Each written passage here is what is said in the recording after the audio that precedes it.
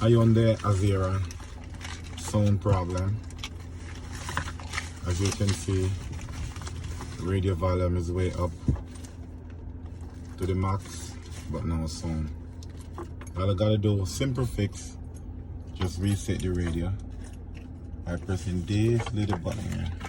See? Easy as 1, 2, 3. For 3 seconds, then you let go.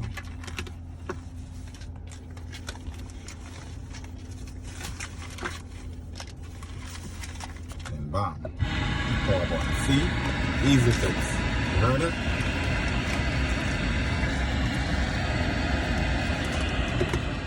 Boom. No new radio needed.